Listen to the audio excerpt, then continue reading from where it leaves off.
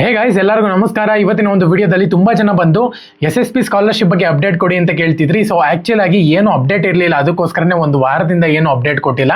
So question and answer episode ಮಾಡ್ಬೋದಿತ್ತು, but same ಕ್ವಶನ್ಸೇ ಬರ್ತಿತ್ತು.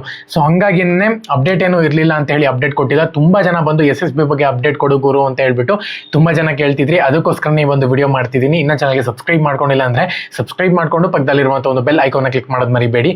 ಬನ್ನಿ ವಿಡಿಯೋನ ಸ್ಟಾರ್ಟ್ ಮಾಡೋಣಂತೆ.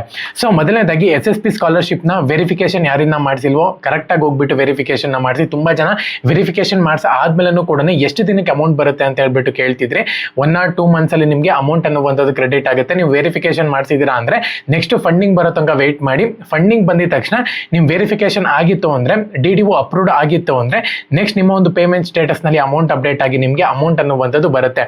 ಮತ್ತೆ SSP ನವರು ರಿಜೆಕ್ಷನ್ ಲಿಸ್ಟ್ ಅನ್ನುವಂಥದ್ದು ಬಿಟ್ಟಿದ್ದಾರೆ ಅಂತಾನೆ ಹೇಳ್ಬೋದು. ಇವೆಲ್ಲ ನೀವು ಮಾಡಿದೀರಾ ಅಂದ್ರೆ ನಿಮ್ಮ ಒಂದು SSP ಅಮೌಂಟ್ ಅನ್ನುವಂಥದ್ದು ಕ್ರೆಡಿಟ್ ಆಗಲ್ಲ ಅಂತ ಹೇಳ್ಬಿಟ್ಟು ನಮ್ಮ ಒಂದು ಟೆಲಿಗ್ರಾಮ್ ಚಾನಲ್, ಅದೇನು ಅಂತ ಇಂಪಾರ್ಟೆಂಟ್ ಏನಲ್ಲ, ಬಟ್ ನಮ್ಮ ಒಂದು ಟೆಲಿಗ್ರಾಮ್ ಚಾನಲ್ ಅಲ್ಲಿ ಆ ಒಂದು PDF ನ ಹಾಕಿರ್ತೀನಿ. ಡಿಸ್ಕ್ರಿಪ್ಷನ್ ಅಲ್ಲಿ ಲಿಂಕ್ ಇರುತ್ತೆ, ಪ್ರತಿಯೊಬ್ಬರು ಕೂಡ ಹೋಗಿ ಚೆಕ್ ಮಾಡ್ಕೋಬಹುದು. ಅದೇ ಕಾಲೇಜಿಗೆ ಕರೆಕ್ಟ್ ಆಗಿ ಹೋಗ್ಬೇಕಾಗುತ್ತೆ, ಅಟೆಂಡೆನ್ಸ್ ಶಾರ್ಟೇಜ್ ಇರಬಾರ್ದು. ಸೊ ಇವೆಲ್ಲ ಚಿಕ್ಕ ಚಿಕ್ಕ ವಿಷಯ ಅಷ್ಟೇ, ಬಟ್ ಅಮೌಂಟ್ ಅದರಿಂದ ಏನು ಪ್ರಾಬ್ಲಮ್ ಆಗಲ್ಲ ಅಂತ ಅನ್ಕೊಂತೀನಿ. ಏನಕ್ಕಪ್ಪ ಅಂದ್ರೆ ಇದು ಪೋರ್ಟಲ್ ನಿಮಗೆ ಅಪ್ಡೇಟ್ ಆಗಿ ತುಂಬಾ ಜನಕ್ಕೆ ಅಮೌಂಟ್ ಅನ್ನು ಕೂಡ ಬರ್ತಿದೆ.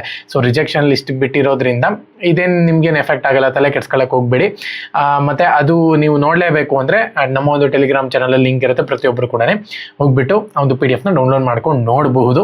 ಸೊ ನೋಡ್ಲಿಲ್ಲ ಅಂದ್ರೂ ಕೂಡ ಏನು ಪ್ರಾಬ್ಲಮ್ ಆಗಲ್ಲ. ನಿಮ್ಗೆ ಅಮೌಂಟ್ ಅನ್ನುವಂಥದ್ದು ಅಪ್ಡೇಟ್ ಆಗಿದೆ ಅಂದ್ರೆ ಖಂಡಿತವಾಗ್ಲೂ ಕೂಡ ಬರುತ್ತೆ. ಸೊ ಒಂದು ವೇಳೆ ನಿಮ್ದು ರಿಜೆಕ್ಷನ್ ಆಗಿದೆ ಅಂತ ಹೇಳೋದಾದ್ರೆ ಇವೆಲ್ಲ ಕ್ರೈಟೀರಿಯಾ ನೀವು ಫಾಲೋ ಕರೆಕ್ಟಾಗಿ ಮಾಡಿದ್ದೀರಾ ಅಂದ್ರೆ ಖಂಡಿತವಾಗ್ಲೂ ಕೂಡ ಅಮೌಂಟ್ ಬರುತ್ತೆ. ಸೊ ಪ್ರತಿ ಸತಿನೂ ಕೂಡ ಈ ಥರ ಏನು ಮ್ಯಾಂಡೇಟರಿ ಏನು ಇಟ್ಟಿರಲಿಲ್ಲ. ನಾರ್ಮಲ್ ಆಗಿ ಯಾರೆಲ್ಲ ಅಪ್ಲೈ ಮಾಡ್ತಿದ್ರಿ ಅವ್ರಿಗೆಲ್ಲರಿಗೂ ಕೂಡ ಅಮೌಂಟ್ ಅನ್ನುವಂಥ ಕ್ರೆಡಿಟ್ ಆಗೋದು. ಸೊ ಕೆಲವೊಬ್ರಿಗೆ ಇನ್ನ first level, second level, third level, fourth level ತನಕ ಕೂಡ ವೆರಿಫಿಕೇಶನ್ ಆಗದಿಲ್ದಿರೋರು ವೆರಿಫಿಕೇಶನ್ ಮಾಡಿಸ್ಕೊಳ್ಳಿ ಸದ್ಯದ ಮಟ್ಟಿಗೆ. ಸೊ ಈ ಒಂದು ಅಂದ್ರೆ ಕಮೆಂಟ್ ಮಾಡಿರೋರೇ ಮಾಡಕ್ ಹೋಗ್ಬೇಡಿ.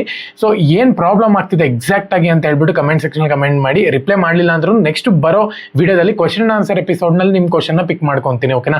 ಏನ್ ಪ್ರಾಬ್ಲಮ್ ಆಗ್ತಿದೆ ಇವಾಗ ಈ ವಿಡಿಯೋದಲ್ಲಿ ನಾನು ಏನ್ ಹೇಳ್ಕೊಂಡ್ ಬಂದಿದ್ದೀನೋ ಅದು ಬಿಟ್ಟು ಬೇರೆದನ್ನ ಪ್ರಾಬ್ಲಮ್ ಇತ್ತು ಅಂದ್ರೆ ಮಾತ್ರ ಕಮೆಂಟ್ ಮಾಡಿ, ಇಲ್ಲಾನೆ ಮಾಡಕ್ ಹೋಗ್ಬೇಡಿ. ಮತ್ತೆ ಅದನ್ನ ಪಿಕ್ ಮಾಡ್ಕೊಂಡು ನಾನು ಅದೇ ಆನ್ಸರ್ ಹೇಳಕ್ಕಾಗಲ್ಲ. ಸೊ ಹಂಗಾಗಿನೇ ಕಮೆಂಟ್ ಸೆಕ್ಷನ್ ಕಮೆಂಟ್ ಮಾಡಿ. ಖಂಡಿತವಾಗ್ಲೂ ಕೂಡ next question and answer episode ನಲ್ಲಿ ನಿಮ್ಮ ಒಂದು ಕ್ವಶನ್ ನ ಪಿಕ್ ಮಾಡ್ಕೊಂತೀನಿ. ಎಲ್ಲರಿಗೂ ಕೂಡ all the best. Jai Hind, Vande Mataram.